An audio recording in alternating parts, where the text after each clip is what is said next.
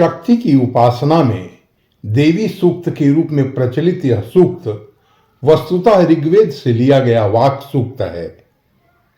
इस सूक्त के दृष्टा ऋषि वागाम्भृणी अथवा अम्भृणी वाक हैं।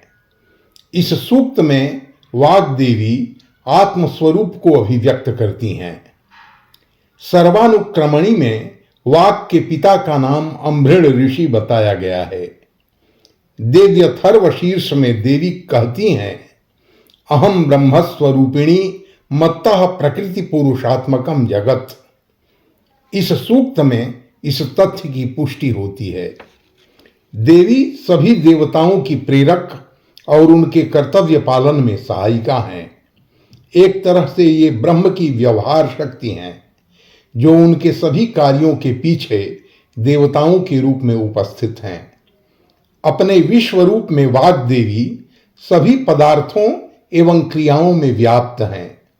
वे अपने उपासक भक्त को अपने तेज से ब्राह्मण, विद्वान और ऋषि बना देती हैं। तात्विक रूप से वे चैतन्य की प्रथम और अंतिम या अनंतिम अभिव्यक्ति हैं।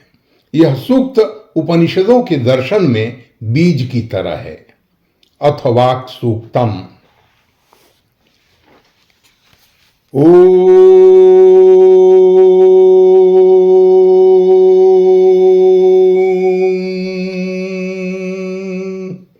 अहम रुद्रैर्भिर्वसुभिश्चराम्यहमादित्यैरुत विश्वदेवैः।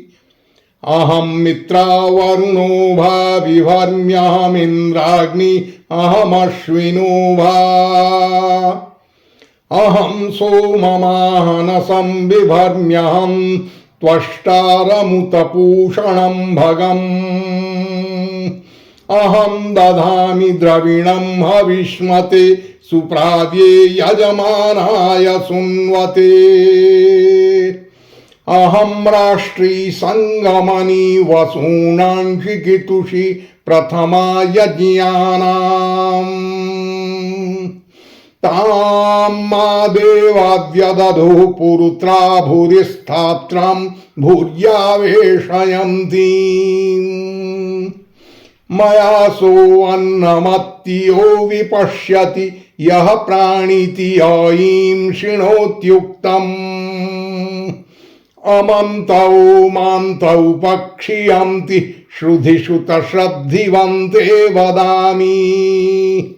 अहमेव स्वयमिदं वदामि जुष्टं देवेभिरुतमानुषेभिः।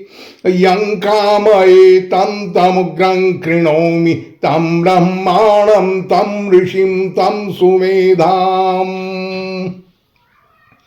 अहम रुद्राय धनुरातनोमि ब्रह्मद्विषेशरवेऽहं तवाउ। अहं जनाय समदं कृणोम्यहं द्यावा पृथिवीया विवेश। अहं सुवे पितरमस्य मूर्धन्मम योनिरप्स्वन्तः समुद्रे। ततो वितिष्ठे भुवनानुविश्वोतामुन्द्यां वर्ष्मणोपस्पृशामि।